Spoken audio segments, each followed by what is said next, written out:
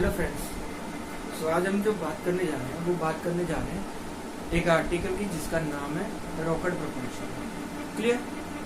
Rocket propulsion एक बेहतरीन example है conservation of a linear momentum. Clear? और सेकंड थिंग, वेरिएबल मास, क्योंकि हमारे पास मैक्रोस्कोपिक क्लासिकल मैकेनिक्स में ऐसी बहुत सारी एग्जांपल्स होती हैं जिनमें अगर कोई बॉडी डिस्प्लेस्ड होती है तो उसमें मोमेंटम तो चेंज होता है, लेकिन हम मोस्ट ऑफ द टाइम हम क्या कंसिडर करते हैं कि mass remain same of that body. Mass remain same at that body means p is varying but m is conserved. But this is one kind of example in which variable mass situation is there. Mass is varying. Clear? इस पूरे article में हम कुछ चीजें discuss करेंगे। वो चीजें क्या है कि what will be the velocity of the rocket eight particular instant of time, कि हमें अगर रॉकेट की वेलोसिटी मेजर करनी है किसी टाइम के ऊपर तो वो कैसे मेजर करें। उसको मेजर करने के लिए हमारे पास कोई एक्सप्रेशन होना चाहिए, एक डेरिवेशन होना चाहिए, तो हम वो डेरिवेशन ड्राइव करेंगे इस आर्टिकल में। दूसरा, thrust on the rocket, thrust on the rocket, and third we are going to discuss burn down speed of the rocket. तो ये तीन बेसिक फैक्टर्स जो है वो हम इस आर्टिकल में डिस्कस करेंगे। समझाने के लिए मैंने यहाँ पे तीन डायग्राम बना रखी है, डिफरेंट डायग्राम्स हैं। फिगर 1 में देखोगे तो एक रॉकेट है जिसमें फुली डायग्राम में शेडेड कलर में ग्रीन कलर में आपको दिखेगा that is the fuel. So rocket is full of the fuel. हमने अज्यूम किया वो टाइम क्या है, 0 है, time t0, full of the fuel. Second diagram बनाई तो इसके कंपैरिजन में मान लेते हैं that having 70% fuel, 30% there is no fuel is there. So means after time t, after any particular time t, there will be a this amount of fuel, and after, in third situation, after t plus dt, at that time there will be a rocket having a fuel less than this one. So ये तीन different diagrams मैंने highlight की हुई है इस article को describe करने के लिए, डिस्कस करने के लिए। तो स्टार्ट करते हैं कि ये डेरिवेशन कैसे होगा और वेलोसिटी और रॉकेट सबसे पहले हम कैसे निकालें। सो अब बात करते हैं, ठीक है। सो आपको विद रिस्पेक्ट टू फिगर मैंने कुछ पैरामीटर्स डिफाइन कर दिए जिनको मैं डिफाइन करता हूँ, ठीक है। सबसे पहले क्या है, फर्स्ट फिगर को लेते हैं टाइम t इक्वल टू 0। जब टाइम t 0 है हम मानते हैं कि पूरे टोटल रॉकेट में फ्यूल मास कितना है या फ्यूल कितना है वो है m0 के बराबर। तो इसको ये अज्यूम कर लेते हैं कि रॉकेट की जो वेलोसिटी है वो v0 है initial time t equal to 0 पे, ठीक है। किसी पर्टिकुलर टाइप को इंस्टेंट पे चलते हैं, सेकंड फिगर पे चलते हैं। सेकंड फिगर में यहाँ पे आप देख रहे हैं कैसे नीचे की तरफ निकल रही है, बर्न हो रही है, तो रॉकेट ऊपर की तरफ जा रहा है। तो उस वक्त हम मानते हैं किसी पर्टिकुलर टाइम t पे हमारा जो रॉकेट का फ्यूल है वो है m, फ्यूल है m, वेलोसिटी कितनी है, v है। तो ये सेकंड कंडीशन हम मान लेते हैं। थर्ड कंडीशन कौन सी मानते हैं, एक टाइम इंटरवल लेना पड़ेगा, बहुत स्मॉल टाइम इंटरवल लेना पड़ेगा जिस डेल्टा टी ले लेते हैं। Means t time interval from t to t plus delta t, time interval from t to t plus delta t. Small time interval के लिए उस रॉकेट में कितना चेंज हुआ, उस रॉकेट में हम मानते हैं कि dm मास बर्न हुआ, dm मास बर्न हुआ, तो रॉकेट में मास कितना बचा, रॉकेट में मास बचा m माइनस dm।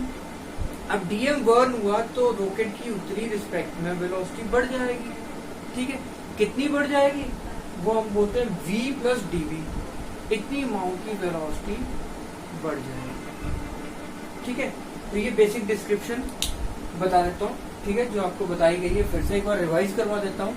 हमारा कहने का मतलब ये कि अब हमें पैरामीटर्स डिफाइन करने हैं। हमने डिफाइन कर दी 3 फिगर, जिसमें फर्स्ट फिगर में कंप्लीट फ्यूल था जिसको हमने t0 ले लिया, t0 के ऊपर मास m0 है, वेलोसिटी v0 है।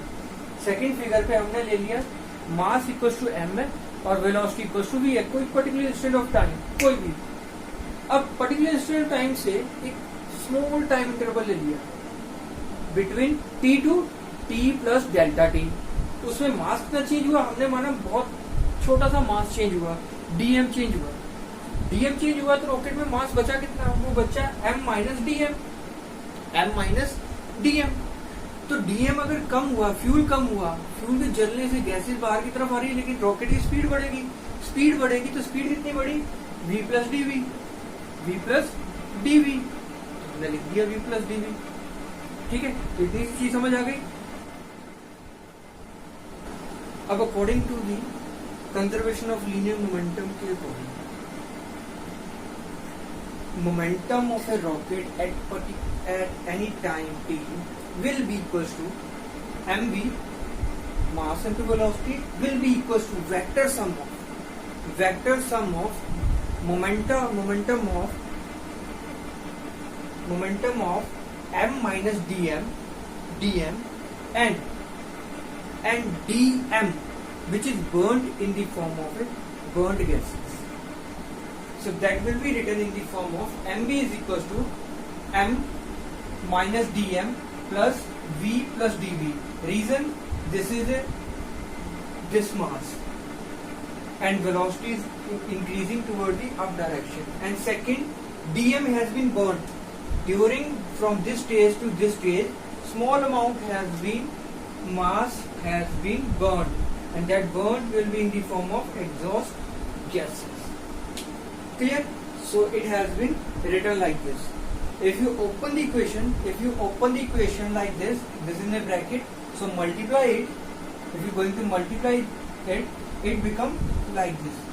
V multiply by this, V multiply by this, dV multiply by this, and dV multiply by this. Clear? After rearranging the equation,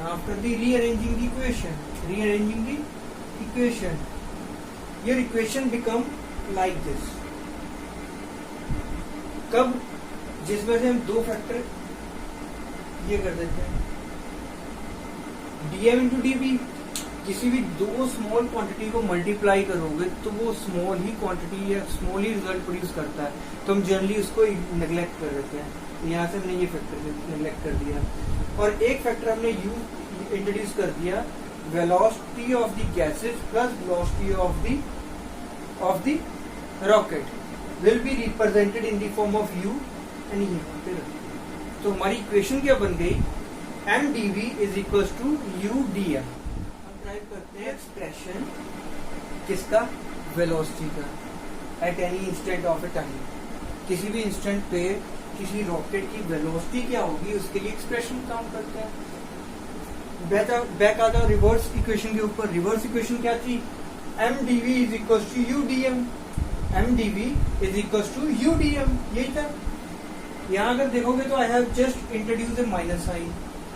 अब माइनस साइन क्यों इंट्रोड्यूस कर दिया, माइनस साइन इसलिए introduce कर दिया जैसे जैसे मास या फ्यूल बर्न हो रहा है उसी के अकॉर्डिंग वेलोसिटी बढ़ रही है, लेकिन रॉकेट में जो फ्यूल है वो तो डिक्रीज हो रहा है।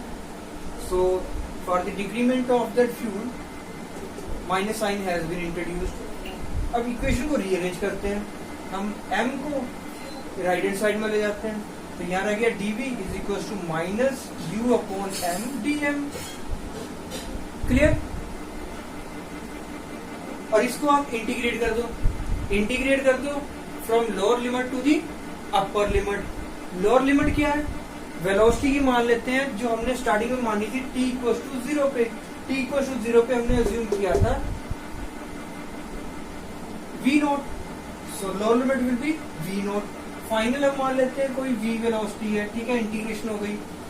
राइट हैंड साइड में टर्म वेरिएबल कौन सी है, मास है। मास की लोअर लिमिट कौन सी हुई, again t equal to 0। t 0 पे हमने अज्यूम किया था m naught, so lower limit बन गई m naught. At particular instant of time की बात कर रहे हैं, तो उस वक्त t पे हमने क्या माना था, m माना था, तो अपर लिमिट बन गई m। ठीक है, यहाँ पे u कांस्टेंट बन गया, u बाहर आ जाएगा, माइनस u बाहर आ गया। 1 अपॉन m dv, इसका जब इंटीग्रेट करोगे तो मैथ का एक बेसिक सा फॉर्मूला है, so it will be the log of m mod lower limit to the upper limit. जिसको सॉल्व करोगे माइनस साइन को कंज्यूम करते हुए तो पूरा एक्सप्रेशन बनेगा v equals to v naught plus u plus log m naught upon m. और ये एक एक्सप्रेशन है किस चीज के लिए, किसी रॉकेट की वेलोसिटी क्या होगी किसी पर्टिकुलर इंस्टेंट ऑफ टाइम के ऊपर। क्लियर? अज्यूम कर लेते हैं एक छोटा सा केस लेके कि t0 पे क्या वेलोसिटी होगी, t0 पे क्या वेलोसिटी होगी, t0 पे मास वेरी नहीं कर रहा, मास सेम है m नॉट है, वेलोसिटी क्या हुई, जीरो हुई, तो v नॉट क्या हो जाएगा, v नॉट हो जाएगा जीरो। सो एक्सप्रेशन क्या बन जाएगा, एक्सप्रेशन बन जाएगा v equals to u plus log of m not plus m at t equals to zero.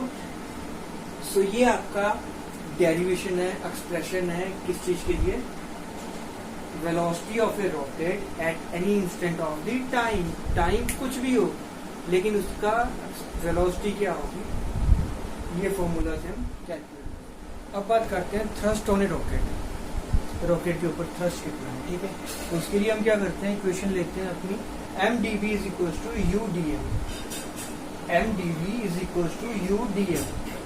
Divide कर दो इस इक्वेशन को dt के साथ, dt के साथ डिवाइड कर दोगे क्या बन जाएगा, mdv upon dt equals to u dm upon dt। अगर लेफ्ट हैंड साइड में देखोगे तो ये क्या बना, dv upon dt, dv upon dt is instantaneous acceleration, instantaneous acceleration. So that term will called as a thrust, and which is equals to the u dm upon dt, where the thrust has been defined for a rocket as the thrust on a rocket at any instant is equals to product of exhaust speed of the burnt gases and rate of combustion of the fuel at that instant. So this is the entire derivation regarding the thrust on the, अब बात करते हैं burnt out speed of the rocket।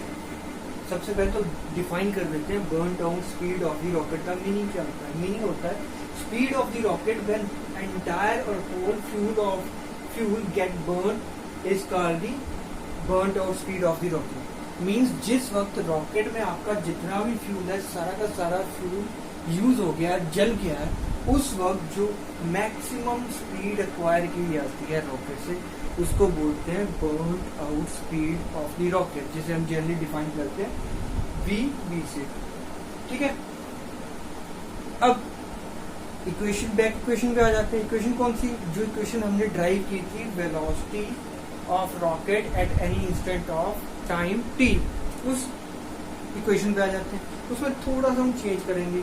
Change क्या करेंगे, एक change करेंगे velocity के ऊपर और दूसरा चेंज करेंगे मास के ऊपर, फाइनल मास के ऊपर। वो चेंज कहाँ पे होगा, चेंज यहाँ पे आपने याद होगा, यहाँ पे m था, हमने इसको चेंज कर दिया mc के साथ। mc means mass of the container, क्योंकि आपका फाइनल मास तो सारा का सारा यूज हो गया। अब तो रॉकेट का मास कितना है, मास सिर्फ बराबर कितना है, कंटेनर के बराबर में, क्यों कंटेनर से अलावा अब रॉकेट में कुछ भी नहीं है। So mass become mc and final velocity of the rocket will be vv। So expression will be v equals to v not plus u log of v m not upon mc। That is the entire expression for the burnt out speed of the rocket. So ये सारा का सारा आपका एक article था rocket propulsion का, जिसको मैंने कोशिश किया कि आपको एक इजीएस्ट वे में समझा सकूं। होप कि आपको समझ आ गया हो। अगर आपको आर्टिकल समझ आ गया हो तो hit on the subscribe button and one like. अगर फिर से पढ़ना चाहते हो तो फिर से रिप्ले कर लो, वीडियो को फिर से चला के सुन सकते हो। सो सेकंड और थर्ड बार जब समझोगे तो पूरी स्टोरी समझ आ जाएगी कि इस आर्टिकल में हमने क्या किया। ठीक है, इस इंटायर आर्टिकल में हमने तीन बेसिकली चीजें की थी। एक तो हमने किया कि रॉकेट की वेलोसिटी मेजर की किसी पर्टिकुलर इंस्टेंट ऑफ टाइम के ऊपर, दूसरा हमने मेजर किया थ्रस्ट ऑन ए रॉकेट, और थर्ड हमने मेजर किया burned out speed of the rocket. Clear? Hand written notes आपको मैं डिस्क्रिप्शन बॉक्स में लिंक प्रोवाइड कर दूंगा, तो वहाँ पे क्लिक कीजिए, हिट कीजिए, वहाँ से जाके अपने जो भी नोट्स हो वहाँ से आप डाउनलोड कर सकते हो। ठीक है, thank you very much, have a nice day.